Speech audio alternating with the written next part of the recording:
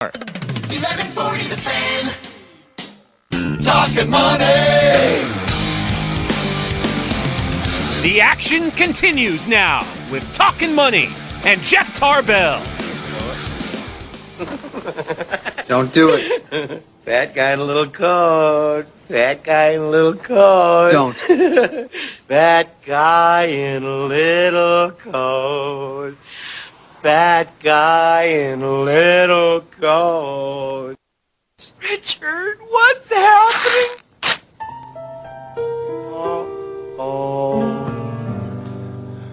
And that is the answer to our quiz question there. On Twitter?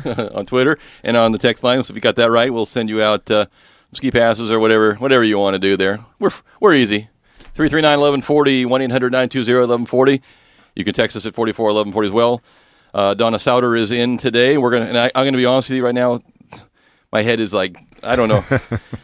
and I'm writing with a pen trying to keep track of all these numbers on who's doing what and who's on first base, and was I insolvent or was I incontinent or was I something? I was one of the two. I'm sure of it. Well, and we had a great conversation during the break, trying to step back. This is radio. It's supposed to be a good conversation after the break. Okay, we'll repeat the conversation. You need to leave the room again. I know. Anyway, I think for a lot of listeners out there that were buying houses for, let's say, less than $250,000, maybe they bought them, they sold them, or whatever. The question was, is this really going to affect them? And for a lot of people that bought the house, sold it, maybe we need to step back for a second and say, look, let's go back and define what is forgivable debt. What is, what is this thing we're even talking about? Yeah, and Eric, let's throw in one caller here real quick too. Eric's been patiently holding. Maybe he'll clear it up for us, and we'll get his answer. Hey, Eric, welcome to Talkin Money. How you doing? I'm doing good. Good morning to you. Morning. What's happening? Well, I was calling because I got a strange scenario for you guys. I filed Chapter 13 bankruptcy back in July of 2008, and last week on February 8th, my bankruptcy was discharged. Now, back in July of last year, I was offered a loan modification by my bank. And maybe a month after that, I was referred to a HUD program, which was called, I think, Affordable Housing Centers of America. Okay. And so they told me they would act as a third and, negotiate with the bank on my loan modification.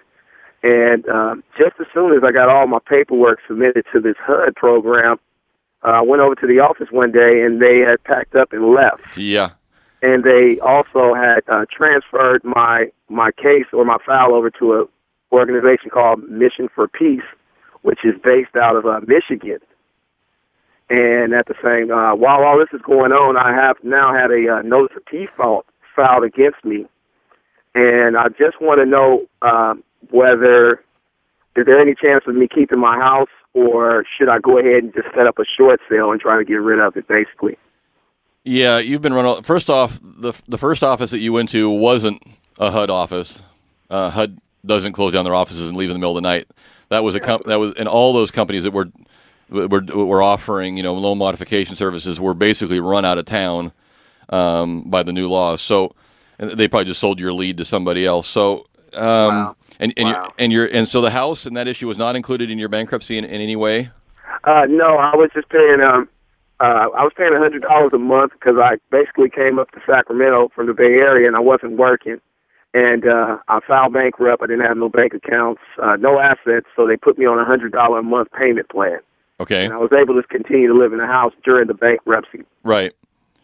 So now you're in a position. Now, do you know, is your existing loan, is it a Fannie Mae or Freddie Mac or FHA loan? Do you know?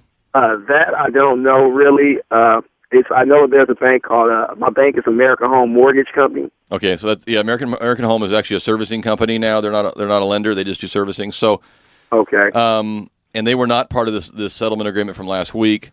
So you're in a tough predicament because and Donna, you can jump in anywhere you want, but now if he short sells or forecloses on this house now, the bankruptcies go ahead.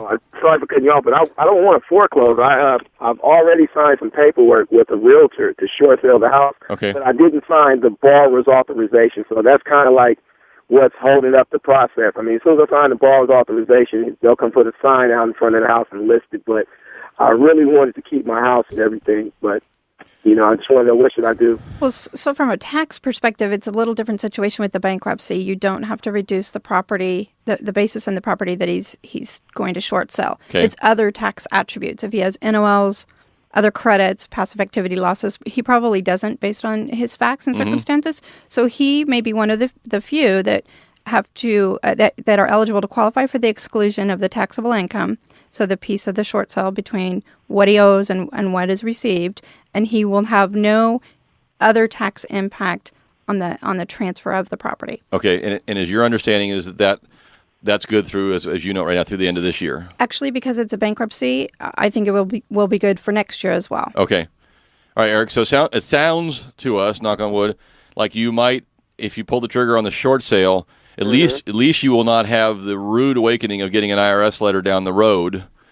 And you might. Now he still has to report. Right. So if he doesn't correctly report it on his return, he will have a rude awakening of a notice. Doesn't mean he'll owe any tax, but he'll have to deal with it. He'll have to deal with it. So the important thing is making sure you have a qualified tax professional prepare your return and report it so that you can alleviate the possibility of getting a notice, because they will get a 1099 C or A, and if you have not reported it, they're just going to charge you tax and interest and penalties on that amount. Wow. So Erica, this would be the 1 year probably worth spending a couple $100 to get a CPA to do your return for just this year. I mean, if you're most people don't use them a lot, but get it done right this year if you do the short sale on the house. But I don't see any other way, any other financing mechanism that's going to save that house, for you. But and the short sale probably is your best bet. And because of all the other things you've been through, you're probably going to be okay to go that route. So I probably talk to the realtor and explore it. Okay, that sounds good. All right, Eric. Thanks for calling. Appreciate it very much. Right, thanks for the info. You're welcome. Man. Have a good day. You too.